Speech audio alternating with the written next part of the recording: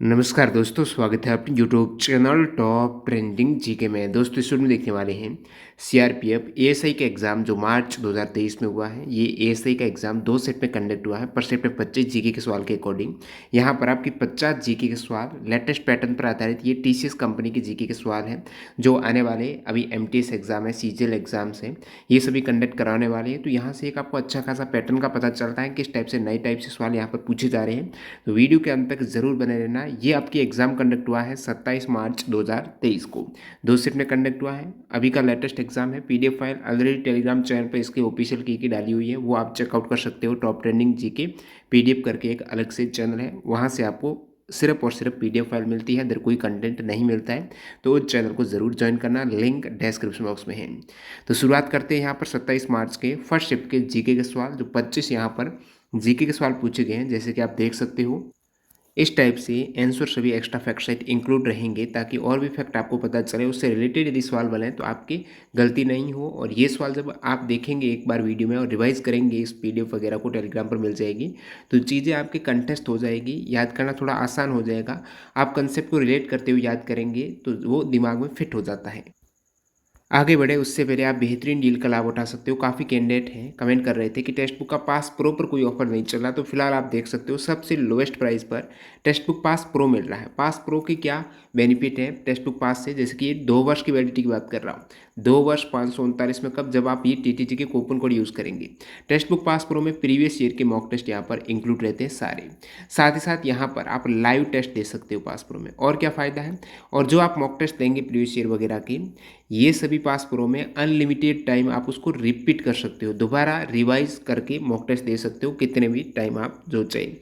और बाकी text book पास लेते हो जिसमें आप प्रैक्टिस कर सकते हो सभी प्रीवियस ईयर के क्वेश्चंस पर आधारित नए मॉक टेस्ट की आप प्रैक्टिस करना चाहते हो तो ये पास वाला ही ले सकते हो, जिसमें टीटीजी के कूपन कोड यूज़ करते हुए 2 वर्ष की वैलिडिटी, सबसे लोएस्ट प्राइस, 1 मंथ में एक बार ये सेल आती है। जो कैंडिडेट पास लेना चाहते हैं टेक्स्ट बुक का, टेक्स्ट बुक पास में सभी एग्जाम, चाहे आप SSC, railway, banking, defence, 600 plus exams में मॉक टेस्ट एक ही पास में कवर हो जाते हैं। तो बेहतरीन ऑफर है, आज लास्ट डे है, कुछ और बच्चे हैं तो इसका फ़ायदा उठा सकते हो। लिंक डिस्क्रिप्शन बॉक्स में है, चेकआउट कीजिएगा। सवाल है निम्नलिखित में से कौन सा सर्वोच्च न्यायालय का कार्य नहीं है। सुप्रीम कोर्ट का कार्य, विकल्प देखिएगा। इसके निर्णय सभी न्यायालयों पर बाध्यकारी होते हैं। बिल्कुल सुप्रीम है तो उसके निर्णय हैं, जितने भी अदर लोअर लेवल के कोर्ट हैं, जिसमें आपके हाई कोर्ट आ जाता है और भी डिस्ट्रिक्ट कोर्ट, सेशन कोर्ट, उन सभी पर ये बाध्यकारी होते हैं। ये किसी भी अदालत से मामलों को अपने पास स्थानांतरित कर सकता है। बिल्कुल सुप्रीम कोर्ट चाहे तो किसी भी कोर्ट का केस है वो अपने पास है, वो ला सकता है। ये हाई कोर्ट के न्यायाधीशों का तबादला कर सकता है, ट्रांसफ़र कर सकता है सुप्रीम कोर्ट। हाई कोर्ट के न्यायाधीश जजेस का ट्रांसफ़र है वो सुप्रीम कोर्ट कर सकता है, ये भी करेक्ट स्टेटमेंट है। हाई कोर्ट के न्यायाधीशों की नियुक्ति क्या सुप्रीम कोर्ट करता है? नहीं, सलाह जरूर होती है, नियुक्ति राष्ट्रपति करता है, ध्यान रखना। तो विकल्प डी करेक्ट इनकरेक्ट हो जाएगा, और ऑप्शन के अकॉर्डिंग यहाँ पर करेक्ट है वो डी है। बाकी जो यहाँ पर दे रखा है कथन ये गलत है। उच्च न्यायालय के न्यायाधीशों की नियुक्ति राष्ट्रपति द्वारा की जाती है। न्यायाधीशों की नियुक्ति करते समय राष्ट्रपति भारत के जरूर चीफ जस्टिस हैं, सीजीआई हैं, और संबंधित राज्य के राज्यपाल से परामर्श लेता जरूर है। नेक्स्ट सवाल देखते हैं। दिसंबर 2022 में केंद्र सरकार ने किस क्षेत्र को बढ़ावा देने के लिए डिजिटल इंडिया इनोवेशन फंड आरंभ करने की घोषणा की है? तो डिजिटल इंडिया इनोवेशन फंड है वो डीप टेक स्टार्टअप, इस क्षेत्र को, अब डीप टेक्नोलॉजी स्टार्टअप क्या है, तो इसके अंतर्गत विशेषकर लेटेस्ट आर्टिफिशियल इंटेलिजेंस है, मशीन लर्निंग है, इन सभी बिग डेटा है, data science, robotics, quantum computing, इन ऐसी आधुनिक टेक्नोलॉजी का उपयोग करके आधुनिक युग में, नए युग की तकनीकों को काम कर रहे हैं, वर्तमान कृषि वगैरह क्षेत्र में योगदान दे रहे हैं। तो एक तरीके से वैज्ञानिक खोजों के आधार पर ये डीप टेक्नोलॉजी स्टार्टअप है, ऐसे बिजनेस है जो वैज्ञानिक खोज के आधार पर है। एक तरीके से लेटेस्ट मशीन लर्निंग, एआई के आधार पर जितने भी बिजनेस लेटेस्ट वाले हैं, जैसे कि 2021 में भारत में 3000 से अधिक ऐसे डीप टेक स्टार्टअप थे जो इन सभी टेक्नोलॉजी का उपयोग कर रहे थे। तो ये है digital India innovation fund deep tech startup के लिए दिसंबर 2022 में। वर्ष 2022 के दौरान किस राज्य ने पवन ऊर्जा का सर्वाधिक उत्पादन किया है? आपको विंड एनर्जी, पवन ऊर्जा का हाईएस्ट प्रोडक्शन 2022 में तमिलनाडु ने किया है। पवन ऊर्जा में भारत की रैंक कौन सी है? आप पवन ऊर्जा की बात करें या फिर सोलर एनर्जी की बात करें, भारत की रैंक इन दोनों में ही चौथी रैंक है। अब प्रथम पवन ऊर्जा में वो है चाइना, सौर ऊर्जा में प्रथम राज्य कौन है? वर्तमान में राजस्थान है। नेक्स्ट सवाल देखते हैं, मार्च 2022 में प्राकृतिक खेती को बढ़ावा देने के लिए किसने जीवा कार्यक्रम आरंभ किया है? तो इससे पहले आपने टीसीएस द्वारा आयोजित इसका एक पहला एग्जाम हुआ था, एचजीएम है, उसमें भी ये सवाल था। नाबार्ड ने किया। जीवा कार्यक्रम का उद्देश्य क्या है? प्राकृतिक खेती है, जो आधुनिक खेती है जिसमें आप क्या करते हो, केमिकल वगैरह है, फर्टिलाइजर है, उसका उपयोग करते हो। और प्राकृतिक खेती में एक तरीके से जैविक खेती रहती है, जैविक खाद, सब कुछ नेचुरल उपयोग किया जाएगा। इसलिए जीवा कार्यक्रम है वो नाबार्ड का कार्यक्रम है। नाबार्ड का मतलब है national bank for agriculture and rural development. NABARD की स्थापना कब हुई है? तो 12 जुलाई 1982 को नाबार्ड की स्थापना हुई। नाबार्ड में ये फैक्ट जरूर याद रखिएगा, इसकी स्थापना का 1982। हिंदुस्तानी संगीत में ताल के तत्वों के बारे में दिए गए कथनों में से कौन से सही है? अब हिंदुस्तानी जो क्लासिकल म्यूजिक है, साथ ही साथ कर्नाटक म्यूजिक है, और जितने भी संगीत है भारत के राज्यों के, उनसे संबंधित अलग से 2 वीडियो अभी लेटेस्ट हाल ही में डाले हैं, तो वो आप ज़रूर चेक करना। काफ़ी इंपॉर्टेंट फैक्ट है, सवाल है, वहाँ पर एक्स्ट्रा फैक्ट से आपको मिल जाएंगे जो आने वाले एग्जाम्स के लिए बहुत ही ज़्यादा फ्रूटफुल रहने वाले हैं, तो वो देख सकते हो। उसमें ये सवाल ऑलरेडी कवर था, लेकिन यहाँ पर पूछा गया है, यहीं से उसको उठाया था। हिंदुस्तानी संगीत में ताल के तत्व, अब ताल की बात हो रही है, तो ताल के आधुनिक तत्वों और ताल में जो अन्य तत्व हैं उनके बारे में बात करें, तो इन्होंने कुछ तत्व दिए हैं ताल के। तो किसी दिए गए ताल के पूर्ण चक्र को आवर्तन कहा जाता है। ताल का जो पूर्ण चक्र हो जाएगा एक साइकिल, उसको आवर्तन कहा जाता है। इसे एक से अधिक बार दोहराया जा सकता है, तो साइकिल को एक से अधिक बार दोहरा सकते हो, ये स्टेटमेंट है ताल का। ताल की वह इकाई जो संगीत समय की माप को इंगित करती है। म्यूजिक में मात्रा होती है, मात्रा का मतलब म्यूजिक में कितना समय लग रहा है, एक मात्रा का मतलब ताल की वह इकाई जो संगीत म्यूजिकल टाइम कितना लग रहा है। और बोल या ताल के शब्दों का पूरा समूह लय का गठन करता है, जो गलत स्टेटमेंट है। 1 और 2 करेक्ट है, और इनसे संबंधित अलग से वीडियो डला हुआ है, वो आप देख सकते हो। बाकी ताल के आधुनिक तत्वों में आवर्तन आ जाएगा, मात्रा आ जाएगी, लय, बोल, ठेका, विभाग, शम, खाली, ताली, ये सभी ताल के तत्व हैं। जो सवाल में मेंशन था ना कि हिंदुस्तानी ताल के तत्व, तो ये आप ताल के तत्व देख रहे हो। वैसे प्राचीन काल में ताल के 10 तत्व प्रयोग में आते थे, उसमें प्राचीन में आपकी काल, मार्ग, क्रिया, अंग, ग्रह, जाति, और वर्तमान में इस टाइप से आवर्तन मात्रा। तो आवर्तन है जो कि प्रस्तुत ताल का एक संपूर्ण साइकिल आवर्तन कहलाता है, जिसकी पुनरावृत्ति एक से अधिक बार हो सकती है। मात्रा ताल की आपने देखा म्यूजिक टाइम है, वो मात्रा हो जाएगी।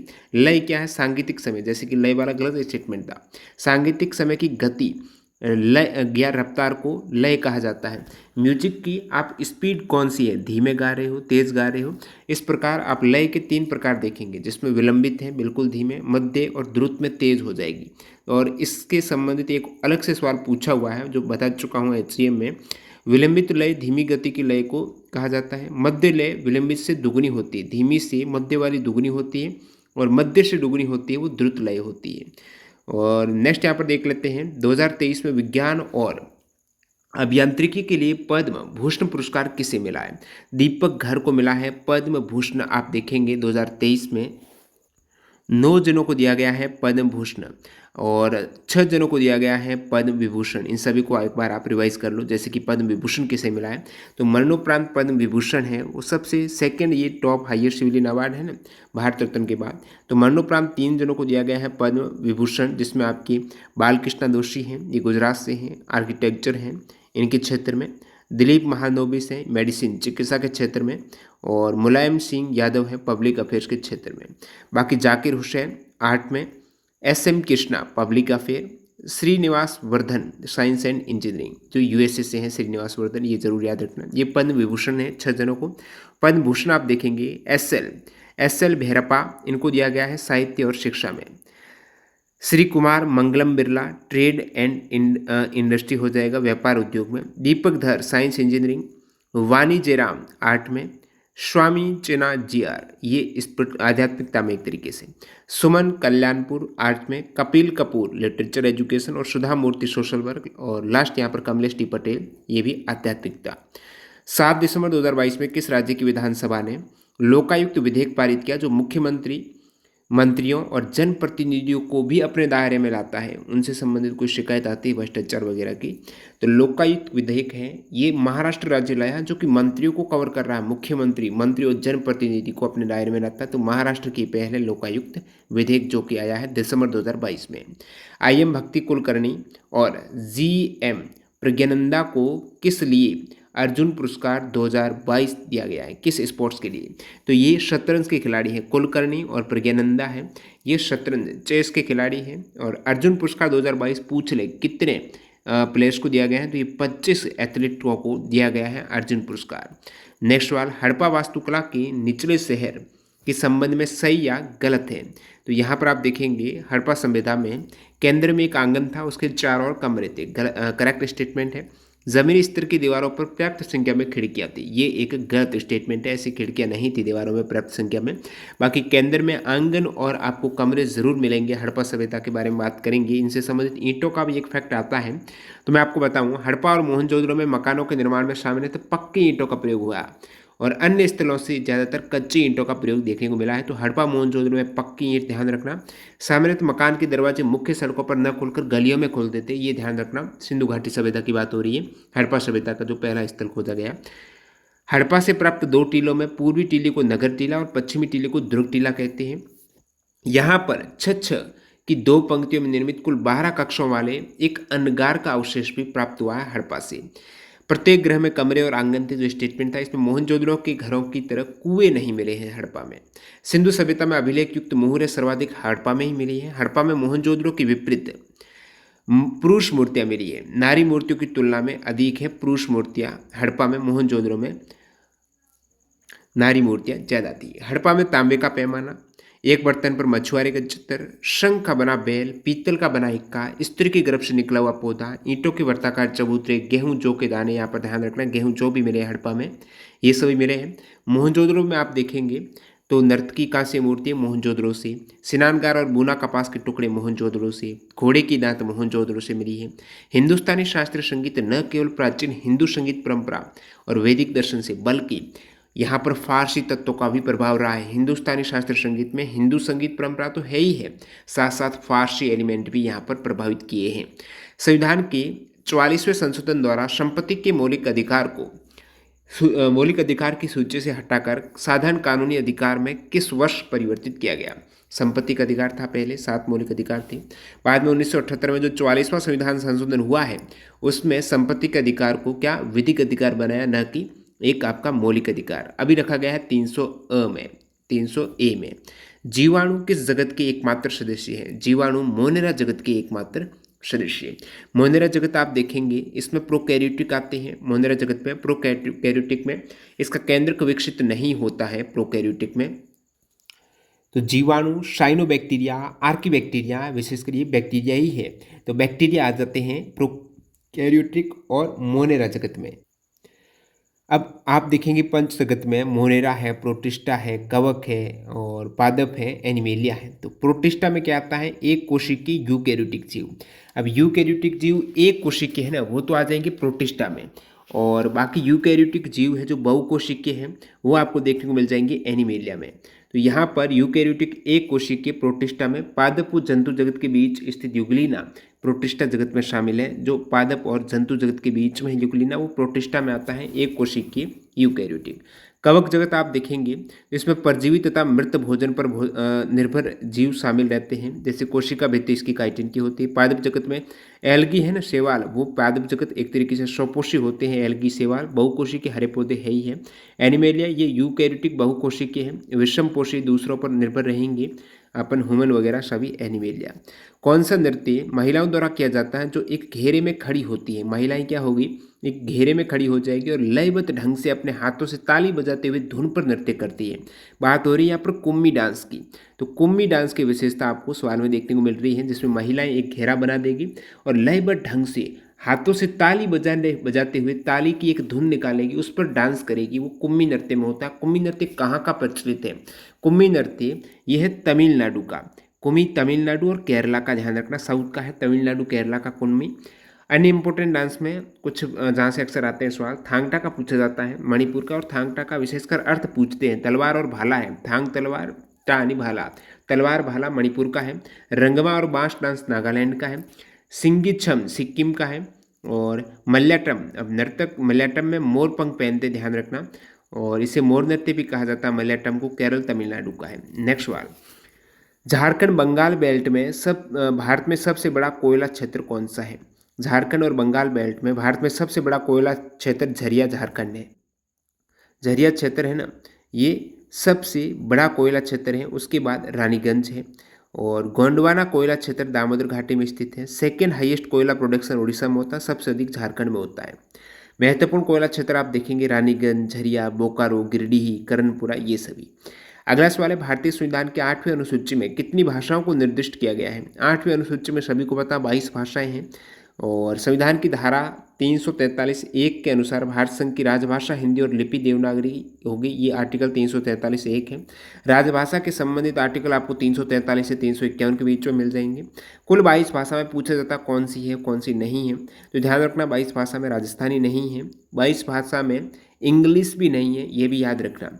तो असमीज है, अब नेपाली है इन 22 भाषा में, ठीक है, नेपाली है, ध्यान रखना। संस्कृत भी है, संथाली, तेलुगु, तमिल, सिंधु, उर्दू भी है, ठीक है। मराठी, ओडिया, मैती, मलयालम, मिथिली, कोंकणी, कश्मीरी, कन्नड़, डोगरी, गुजराती, हिंदी, बंगाली, बोडो, अश्मीज, ये 22 भाषाएं हो गई।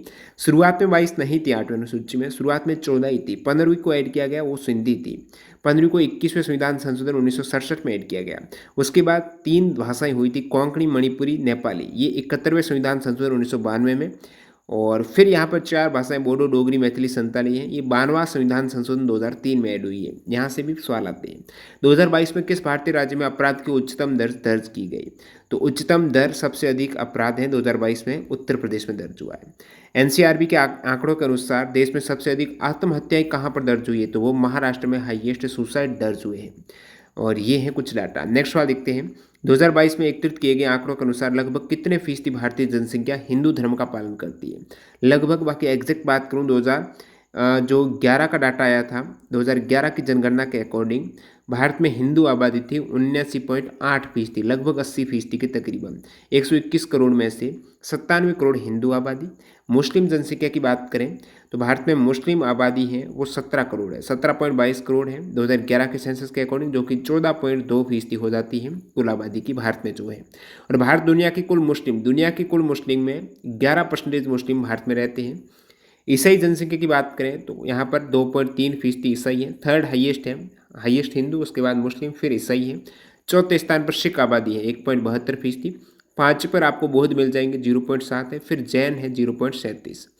नेक्स्ट वाला है, ढाका में किस वर्ष में अखिल भारतीय मुस्लिम लीग की स्थापना हुई? ढाका में आपको पता है, ढाका बांग्लादेश में 1906 में अखिल भारतीय मुस्लिम लीग की स्थापना, इसके फाउंडर नवाब ख्वाजा सलीमुल्लाह, मोहम्मद अली जिन्ना और आगा खान थर्ड को माना जाता है।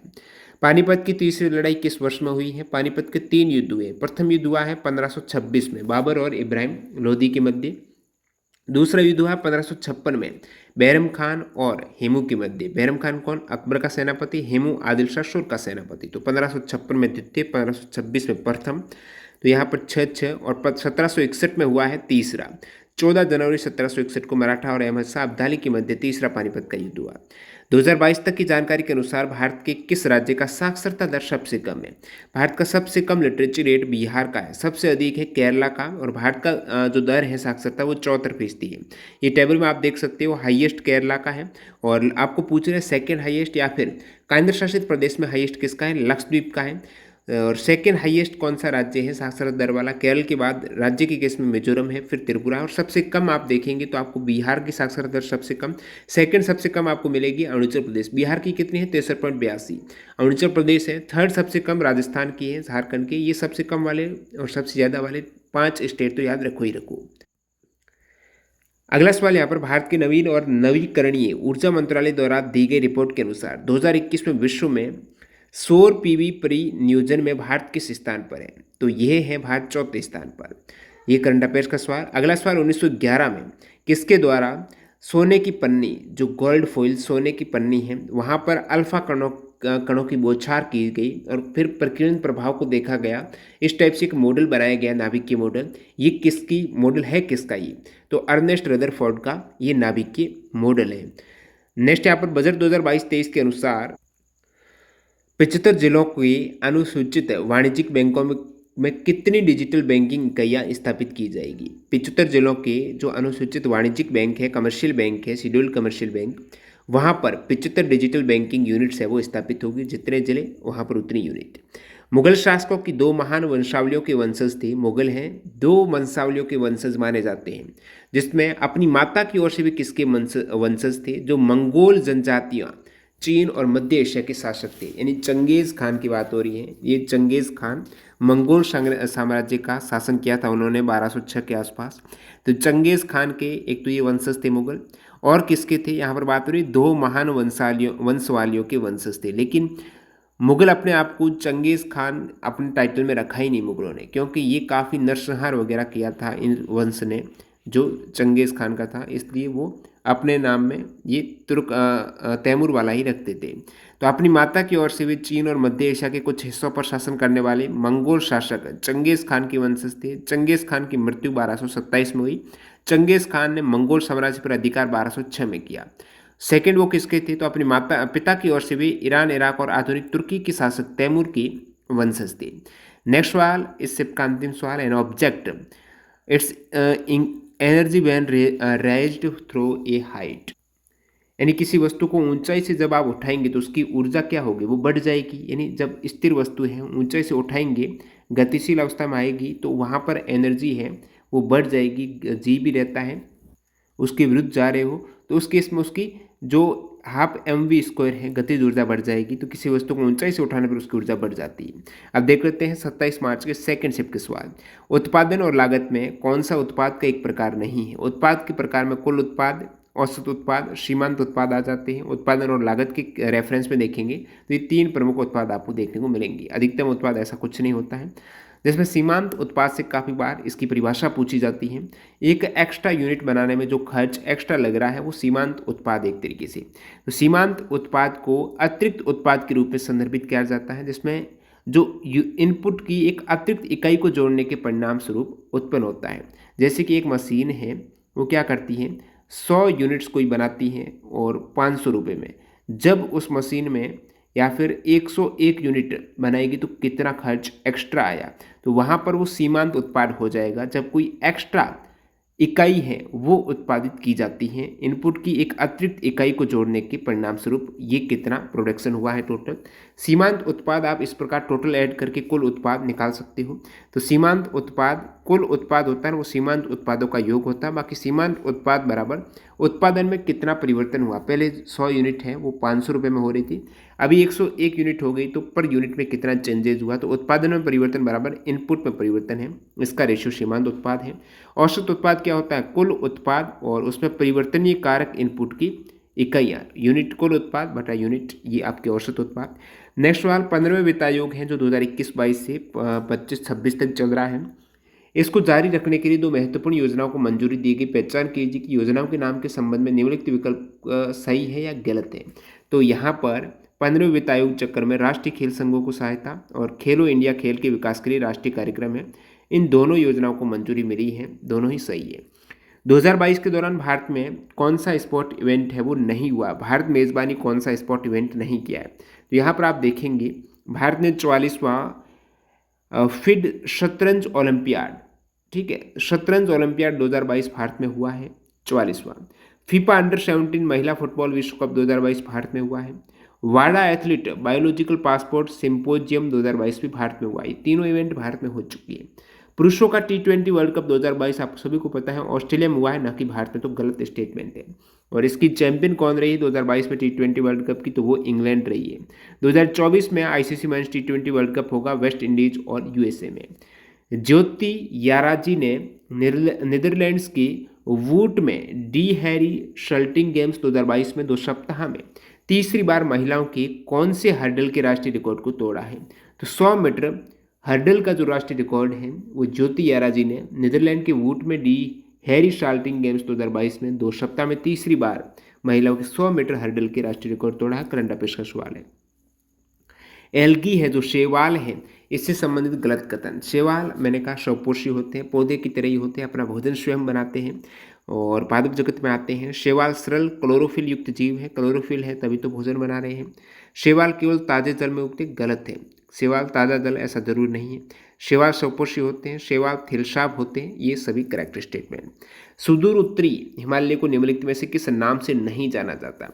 सुदूर उत्तरी हिमालय को शिवालिक के नाम से नहीं जाना जाता। आप देखेंगे हिमालय में, तो इस पर्वत प्रणाली में 3 समानांतर श्रेणियां हैं, महान हिमालय, मध्य हिमालय और शिवालिक। और पूछा हुआ सवाल है ऑलरेडी, ये कितना किलोमीटर लंबाई इसकी जो पूरा 2400 किलोमीटर है, इसका स्टेटमेंट संबंधित गलत कथन पूछ रहे थे। तो 2400 किलोमीटर की लंबाई में है ये आपका हिमालय फैला हुआ, जो पश्चिम से पूर्व की ओर एक आँख बना रहा है, चाप बना रहा है, जो चाप के आकार में फैला हुआ है हिमालय, जो 2400 किलोमीटर की रेंज का है इस टाइप से, और ये पश्चिम से पूर्व की ओर। बाकी संरचनात्मक रूप से आप देखेंगे तो संरचनात्मक रूप से हिमालय एक प्रकार का वलित पर्वत है, जो भारतीय प्लेट और यूरेशियन प्लेट के अभिसरण से बना है। हिमालय पर्वत श्रृंखला पश्चिम में पामीर की गांठ से शुरू होती है और पूर्व में पूर्वांचल जो मीजो पहाड़ियां है वहां तक फैली हुई है। हिमालय के पश्चिमी आधे हिस्से की तुलना में हिमालय के पूर्वी हिस्से में ऊंचाई भिन्नताएं अधिक है, पश्चिमी की बजाय पूर्वी हिस्से में ज़्यादा ऊंचाई कम ज़्यादा हो रही है। हिमालय श्रृंखला में उत्तरी भाग को महान हिमालय कहा जाता है, ध्यान रखना, जो स्टेटमेंट में दे रखा है। उत्तरी भाग है वो वही महान हिमालय है, उसे आप आंतरिक हिमालय, हिमाद्री भी कह सकते हो। महान हिमालय के उत्तरी भाग को ट्रांस हिमालय कहा जाता है, जिसके अंतर्गत काराकोरम श्रृंखला, लद्दाख श्रृंखला, जांस्कर और कैलाश श्रृंखला बनी हुई है। नेक्स्ट सवाल, वित्तीय वर्ष 2022-23 के दौरान अल्पसंख्यक कार्य मंत्रालय को कितना बजट आवंटित किया गया? तो 2022-23 के दौरान अल्पसंख्यक कार्य मंत्रालय को 5020.50 करोड़ बजट आवंटित किया गया है। अल्पसंख्यक कार्य मंत्रालय को ये बजट की बात हो रही है। जलालुद्दीन खिलजी का शासनकाल क्या था? तो जलालुद्दीन खिलजी खिलजी वंश के शासक थे। खिलजी वंश का आप दिल्ली सल्तनत देखेंगे तो गुलाम वंश के बाद खिलजी वंश आता है। तो खिलजी वंश 1290 से 1320 तक शासनकाल रहा है। इसमें सबसे पहले जलालुद्दीन फिरोज खिलजी था, जो कि 1290 से 1296 तक रहा है। तो खिलजी वंश का यदि आपको शुरुआत ही पता है तो आप जलालुद्दीन खिलजी कर देंगे, जो कि पहला ही शासक था। उसके बाद अलाउद्दीन खिलजी 1296 से 1316, फिर शाहबुद्दीन उमर रहे हैं 1316 में, और 1316 से 1320 तक जो लास्ट तक रहा है वो कुतुबुद्दीन मुबारक था। लास्ट नहीं, नेक्स्ट सवाल, भारतीय तीर्थ यात्रियों के स्वास्थ्य विवरण, उनकी बीमारियों, निर्धारित मूल्यांकन, निर्धारित दवाओं के साथ साथ दवाओं के वितरण को ई मसिया नामक ऑनलाइन ओपीडी प्रणाली में दर्ज किया गया है। मसिया का पूर्ण रूप क्या है? मसिया यानी दोस्तों medical assistant system for Indian hajis abroad, यानी विदेश में भारतीय हाजियों के लिए चिकित्सा सहायता प्रणाली। जो हज यात्रा है, हज विदेश में भारतीय जो हाजी हैं, यात्री हैं, हज यात्री, तीर्थ यात्री, उनके लिए बीमारियों के स्वास्थ्य लाभ के लिए एक ई पोर्टल है जिसका नाम है ई मसिया। तो ई मसिया यानी medical assistant system for Indian hajis abroad. क्षत्रिय नृत्य असम का सभी को पता है। यूएनडीपी रिपोर्ट 2022 के अनुसार 2019-21 में भारत में शहरी गरीबी की दर कितने परसेंटेज तक घटी है? तो आप देखेंगे 2015-16 में गरीबी का आंकड़ा था 6%। 2019-21 में आप देखेंगे ग्रामीण क्षेत्रों में ये आंकड़ा है 21.2%, और शहरी क्षेत्रों में ये आंकड़ा आपको 9% पहले था, उससे हो गया 5.5%। तो ग्रामीण में 21.2 और शहरी क्षेत्रों में 9 से ये 5.5% है। तो ये शहरी आबादी घटी है। बाकी विश्व में सबसे ज़्यादा 22.8 करोड़ गरीब है, वो भारत में है। संख्या के अकॉर्डिंग हाईएस्ट गरीब है 22.8 करोड़ इंडिया में, सेकेंड नाइजीरिया में 9.6 करोड़। भारत में गरीबी वर्ष 2005-06 में 55.1%, इससे घटकर 2019-21 में भारत में गरीबी है वो 16.4% है, वो रह गई है। एक तरीके से गरीबी घटी है, 16.4% वर्तमान में रही है। गरीब लोगों की संख्या उप सहारा अफ्रीका में सबसे अधिक गरीब लोग हैं, उसके बाद दक्षिण एशिया का स्थान है। बिहार में सबसे अधिक गरीबी देखने को मिली है। नेक्स्ट सवाल, मेंडलीव के बारे में कौन सा कथन गलत है? मेंडलीव के आवर्त सारणी की बात हो रही है। तो मेंडलीव के आवर्त सारणी आप देखेंगे, आवर्त नियम के अनुसार तत्वों के गुण उनके परमाणु क्रमांक के आवर्ती फलन नहीं होते। मेंडलीव के आवर्त सारणी में जो तत्वों के गुण हैं वो उन्होंने द्रव्यमान संख्या के आवर्ती फलन बताए हैं, तो ए वाला स्टेटमेंट गलत हो जाएगा। मेंडलीव ने तालिका की जो 37 पंक्ति थी और ऊर्ध्वाधर 37 पंक्तियाँ थी, ऊर्ध्वाधर स्तंभों में तत्वों को उनके परमाणु भार के आवर्ती क्रम में, परमाणु भार की बात हो रही, न कि परमाणु क्रमांक है, व्यवस्थित किया, जिसमें समान गुण वाले एलिमेंट हैं। एक ही ग्रुप जो ऊर्ध्वाधर स्तंभ है ना, कॉलम, इसमें सेम प्रॉपर्टी वाले एलिमेंट देखने को मिले हैं। आवर्त नियम को सर्वप्रथम प्रकाशित करने का श्रेय, आवर्त नियम ये जो दिया गया है वो सबसे पहले मेंडलीव ने दिया है। जो समान गुण वाले एलिमेंट एक समूह में देखने को मिले, मेंडलीव ने दिया है। मेंडलीव दो तत्वों द्वारा गठित यौगिकों की अनुभवजन्य सूत्र और गुणों में समानता, गुणों में प्रॉपर्टी है, एक ग्रुप में रखे गए जो कि करेक्ट है। बाकी आप आधुनिक आवर्त सारणी देखेंगे जिसमें बताया गया है आधुनिक आवर्त सारणी में किसी तत्व के रासायनिक और भौतिक गुण परमाणु क्रमांक के आवर्ती फलन होते हैं, तो हेनरी मोल्जले ने दी है आधुनिक आवर्त सारणी, वो 1913 में दी है। मेंडलीव की आवर्त सारणी सबसे पहली आवर्त सारणी थी जो कि 1869 में दी गई है। दिमित्री मेंडलीव जो रशियन वैज्ञानिक थे। आधार था इसका परमाणु भार है। 7 आवर्त थे मेंडलीव की आवर्त सारणी में और 9 वर्ग थे। और वैसे इनकी कमियां भी हैं कुछ, जैसे हाइड्रोजन को क्षार धातु और हेलोजन 70 में और पहले ग्रुप दोनों में रख दिया। नेक्स्ट सवाल है यहाँ पर इकोनॉमिक का कि जमा मोटे तौर पर 2 प्रकार के होते हैं। डिपॉजिट 2 प्रकार के कौन से होते हैं? एक होता है डिमांड डिपॉजिट, एक होता है आपका टाइम डिपॉजिट। तो टाइम डिपॉजिट जो म्यादी है, ये म्यादी यानी टाइम डिपॉजिट है, समाधि म्यादी। तो म्यादी जमा और मांग जमा। तो जमा मोटे तौर पर 2 प्रकार की। मांग जमा में जो आपका सेविंग अकाउंट है, करंट अकाउंट है, जो मांग जमा में है। म्यादी अकाउंट में फिक्स्ड डिपॉजिट जो एफडी करवाते हैं एक निश्चित टाइम पीरियड की रहती है, तो टाइम डिपॉजिट हो जाएगी। राष्ट्रपति पर महाभियोग लगाने की शक्ति किसके पास है? महाभियोग के लिए संसद है, संसद के पास शक्ति है, वहां पर होगा बहुमत के अकॉर्डिंग। अनुच्छेद 61 के अनुसार राष्ट्रपति द्वारा संविधान का अतिक्रमण किए जाने के केस में उनके विरुद्ध हटाने के लिए महाभियोग प्रक्रिया चलाई जाती है। राष्ट्रपति के विरुद्ध महाभियोग संसद द्वारा चलाई जाने वाली एक अर्ध न्यायिक प्रक्रिया है। महाभियोग वो प्रक्रिया जिसका इस्तेमाल राष्ट्रपति, सुप्रीम कोर्ट, हाई कोर्ट के जजों को हटाने के लिए किया जाता है।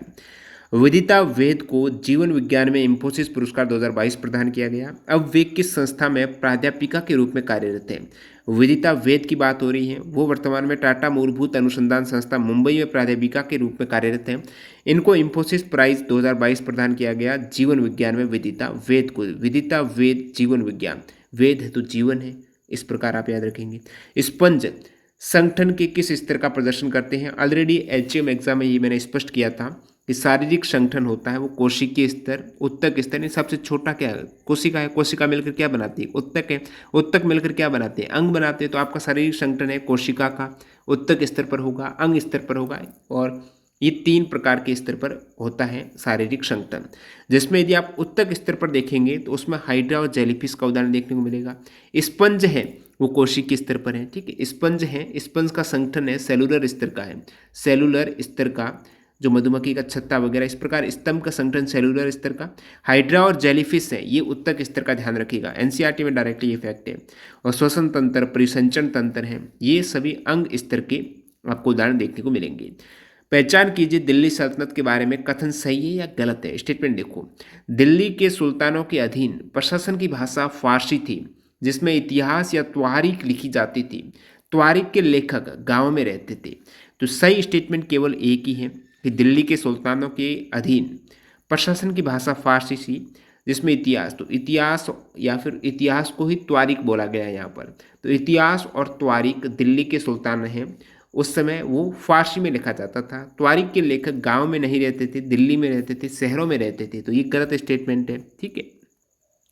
वर्णम एक रचना है जो आमतौर पर गायन के कब बजाई जाती है? तो वर्णम रचना है गायन की शुरुआत में ही बजाई जाती है। 2022 में भारत सरकार द्वारा निम्नलिखित में से कौन सी योजना शुरू की गई थी? 2022 में भारत सरकार द्वारा अग्निपथ रक्षा नीति, ये सभी योजनाएं हैं पहले की है। 2022 में अग्निपथ योजना आई थी जो 14 जून 2022 को इसकी घोषणा की गई है। अग्निपथ योजना के लिए अग्निवीर जो एज ए सैनिक जो 17.5 वर्ष से लेकर 21 वर्ष की आयु रहती है, इनके भीतर इनको आवेदन करना पड़ता है। और अग्निपथ योजना में भी काफ़ी कुछ आपको देखने को मिलेंगे नियम और शर्तें। यदि सेवा के दौरान कोई वीर शहीद हो जाता है तो उसके परिवार को सेवा निधि समेत लगभग 1 करोड़ रुपए मिलेंगे। इस योजना के तहत वेतन के अलावा अग्निवीरों को 48 लाख रुपए का जीवन बीमा भी प्रदान किया जाता है। सेवा के दौरान यदि कोई वीर दिव्यांग हो जाता है तो उसे 15 लाख से लेकर 44 लाख तक की आर्थिक सहायता। 4 साल की सेवा के समापन के बाद अग्निवीरों को सेवा निधि पैकेज के अंतर्गत 11.71 लाख की राशि भी प्रदान की जाती है जो कि टैक्स फ्री है। लोक संगीत और उसकी उत्पत्ति के रेफरेंस में कौन सी जोड़ी गलत है? जैसे भांगड़ा पंजाब का है, भावगीत कर्नाटक का है, गरबा गुजरात का है, भटियाली कहाँ का? तमिलनाडु का नहीं है। भटियाली दोस्तों पश्चिम बंगाल का है। भटियाली पश्चिम बंगाल का है। तो स्टेट म्यूजिक का ऑलरेडी वीडियो पड़ा हुआ, अभी डाला हुआ, जिसमें सभी लेटेस्ट एग्जाम इंक्लूड है, ये सभी मैंने बताए थे। भटियाली पश्चिम बंगाल लोक संगीत का एक रूप है। ये एक नदी गीत है, मतलब जो नाविक होते हैं ना, नाविक, वो नदी की धाराओं के नीचे जाते समय भटियाली गीत गाते हैं, नदी गीत गाते हैं, पश्चिम बंगाल का है। डॉक्टर कनिष्क विश्वास और डॉक्टर टी गोविंदराजू को वर्ष 2021 के लिए विज्ञान की किस श्रेणी में शांति स्वरूप भटनागर पुरस्कार दिया गया? तो टी गोविंदराजू और कनिष्क विश्वास को रसायन विज्ञान में दिया गया 2021 में। आप देखेंगे विज्ञान और प्रौद्योगिकी 2021 में जो शांति स्वरूप भटनागर पुरस्कारों की सूची है उसमें जैविक विज्ञान में अमित सिंह और अरुण कुमार शुक्ला, जैविक विज्ञान, ठीक है, रसायन में डी कनिष्क विश्वास और डी टी गोविंदराजू डॉक्टर, ठीक है, पृथ्वी वायुमंडल में डॉक्टर विनोद कुमार शेकिया, इंजीनियरिंग में डॉक्टर देवदीप मुखोपाध्याय, गणित में डॉक्टर अनिश घोष, राकेश सौरभ, चिकित्सकीय विज्ञान इंपॉर्टेंट है तो मेडिसिन में जीवन पन्यामकल और डॉक्टर रोहित श्रीवास्तव, भौतिक में डॉक्टर कनक शाह। अगला सवाल, संघ की कार्यपालिका शक्ति किसमें निहित होती है? संघ की जो कार्यपालिका शक्ति है वो प्रेसिडेंट राष्ट्रपति में निहित होती है। आर्टिकल 53 बताता है कि संघ की कार्यकारी शक्ति राष्ट्रपति में निहित है, जो इस संविधान के अनुसार उसके द्वारा या तो सीधे या उसके अधीनस्थ अधिकारियों के माध्यम से प्रयोग किया जाता है। हिंदुस्तानी शास्त्रीय संगीत के विभिन्न रूपों के संबंध में कौन सा कथन गलत है? तो हिंदुस्तानी शास्त्रीय संगीत का ऑलरेडी वीडियो डाला हुआ है, लेकिन देख लेते हैं इसके स्टेटमेंट क्या है। देखिएगा, तराना ऐसे गीत है जिसका उपयोग खुशी की भावना व्यक्त करने के लिए किया जाता है और वे एक आमतौर पर संगीत कार्यक्रम की शुरुआत में पेश किए जाते हैं, जो कि ऑलरेडी पहला ही स्टेटमेंट इन्होंने गलत दे दिया। ठुमरी हिंदुस्तानी शास्त्रीय संगीत का एक अनौपचारिक स्वरूप है और कहा जाता है कि इसकी उत्पत्ति अवध के नवाब वाजिद अली शाह के दरबार में हुई। ठुमरी वाजिद अली शाह, ध्यान रखिएगा। ख्याल में एक गीत की लगभग 8 पंक्तियां होती हैं, लगभग 4 से 8 तक होती हैं, जिसको किसी धुन में गाया जाता है। कलाकार इन पंक्तियों का उपयोग आशु रचना के लिए करते हैं। गायन की ध्रुपद शैली है जो सबसे प्राचीन शैली हिंदुस्तानी शास्त्रीय संगीत की शैलियों में ध्रुपद है। ये पारंपरिक रूप से पुरुषों द्वारा तानपुरा और पखावज के साथ पेश की जाती है। तो ध्रुपद शैली, तानपुरा, पखावज जैसे वाद्यंत्र रहते हैं। तराना की बात हो रही थी जो गलत स्टेटमेंट था। तराना की बादशाह से पूछा जाता है। तराना के बादशाह है, तराना के राजा है, मेवाती घराने के पंडित रतन मोहन शर्मा है। रतन मोहन शर्मा अब तराना के बादशाह है। तराना हिंदुस्तानी शास्त्रीय संगीत के अंतर्गत आने वाली एक गायन शैली है, ठीक है। तराना में तीव्र गति से गाए जाने वाले कई शब्द का प्रयोग होता है जो लयबद्ध विषय बनाने पर केंद्रित होते हैं। तो ये तराना का हो गया। ठुमरी है ना, ठुमरी, इसकी प्रसिद्ध गायक है बेगम अख्तर। ठुमरी के 2 प्रकार है, पूर्वी और पंजाबी ठुमरी। ये ठुमरी मिश्रित रागों पर आधारित रहती है और जो भक्ति आंदोलन से प्रेरित है। सामान्यतः कृष्ण के प्रति गोपियों के प्रेम को ठुमरी में दर्शाया गया है। ख्याल है, इसका ख्याल का उद्भव श्रेय माना जाता है अमीर खुसरो को, इन्होंने दिया है। ख्याल है 2 से लेकर 8 पंक्तियां होती हैं। ख्याल रचना को बंदिश कहा जाता है। ख्याल के सबसे बड़े संरक्षक है सुल्तान मोहम्मद शर्की। और ख्याल के प्रकार में बड़ा ख्याल है जो धीमी गति में गाया जाता है और छोटा ख्याल तेज गति से। स्वामी दयानंद सरस्वती का मूल नाम है दोस्तों मूल शंकर। दयानंद सरस्वती जी ने आर्य समाज की स्थापना कब की है पूछा जाता है, तो 1875 में आर्य समाज की स्थापना दयानंद सरस्वती ने की। अंतिम सवाल, भारत के मूल संविधान में मौलिक कर्तव्य शामिल नहीं थे, उन्हें बाद में कौन से संविधान संशोधन के तहत ऐड किया गया? तो मिनी संविधान, जैसे आप 42वां संविधान संशोधन 1976 मानते हो, इसमें फंडामेंटल ड्यूटीज जोड़ी गई। शुरुआत में नहीं थे मूल कर्तव्य, अभी शुरुआत में 10 मूल कर्तव्य जोड़े गए, 11वां बाद में हुआ है। और ये मूल कर्तव्य हैं 4 का भाग संविधान का 4 का आर्टिकल 51 का में कुल वर्तमान में 11 मौलिक कर्तव्य हैं जो रशिया से लिए गए हैं, सरदार स्वर्ण सिंह समिति की अनुशंसा पर जोड़े गए हैं। मूल कर्तव्य में पूछा जाता है कैसे होते हैं, मूल कर्तव्य कौन सा है कौन सा नहीं है। तो लास्ट वाला मैं आपको बता देता हूँ। मूल कर्तव्य जहाँ से अक्सर सवाल आते हैं, जो माता पिता या संरक्षक द्वारा 6 से 14 वर्ष के बच्चों हेतु प्राथमिक शिक्षा प्रदान करना एक मूल कर्तव्य है, जो 11वां ऐड हुआ है, जो के रूप में आप जानते हो। तो 11वां मूल कर्तव्य है 86 कॉन्स्टिट्यूशन अमेंडमेंट, यानी 86 जो संविधान संशोधन 2002 में हुआ है ना, उसमें 11वां मौलिक कर्तव्य ऐड किया गया। बाकी ये सभी मौलिक कर्तव्य हैं, देश की रक्षा करें, प्रभुता, एकता, अखंडता इसको बनाए रखें, स्वतंत्रता के लिए राष्ट्रीय आंदोलन को प्रेरित करने वाले उच्च आदर्श हृदय में रखें। प्रत्येक नागरिक का कर्तव्य है कि जो संविधान का पालन करें, उनके आदर्शों का, राष्ट्रीय ध्वज वगैरह का पालन करें। हमारी जो सामाजिक संस्कृति है उसकी परंपरा का महत्व समझे, निर्माण करें संस्कृति का। सभी लोगों में समरसता और भ्रातृत्व की भावना भी एक आपका मौलिक कर्तव्य है। वैज्ञानिक दृष्टिकोण है, सार्वजनिक संपत्ति को सुरक्षित रखना है, व्यक्तिगत या सामूहिक गतिविधियों के सभी क्षेत्रों में उत्कृष्ट कर बढ़ने का कार्य, ये सभी आप देख रहे हो मौलिक कर्तव्य के अंतर्गत आ जाते हैं। तो यहाँ पर 50 सवाल है 2 सेट में, ये सही स्टेनो एग्जाम में पूछे गए जो एक्स्ट्रा फैक्ट से कवर हुए हैं, आने वाले किसी भी एग्जाम के लिए बहुत ज़्यादा फायदेमंद रहेंगे। तो आई होप आपने ये पूरा वीडियो देखा है। किसने देखा कमेंट सेक्शन में जरूर बता देना। पीडीएफ फाइल के लिए टेलीग्राम चैनल ज्वाइन करना, और न्यू कैंडिडेट है मॉक टेस्ट सीरीज जुड़ना चाहते हैं तो अभी कुछ और बच्चे हैं उसका फायदा उठा सकते हो टीटीजी के कूपन कोड यूज़ करके, क्योंकि यहाँ पर टेक्स्ट बुक पास प्रो और पास दोनों ही 2 वर्ष की वैलिडिटी में 224 रुपये में यहाँ पर आपको मिल जाएगा पास, और पास प्रो 500 के आसपास प्राइस में। लिंक डिस्क्रिप्शन बॉक्स में चेकआउट कर सकते हो। धन्यवाद।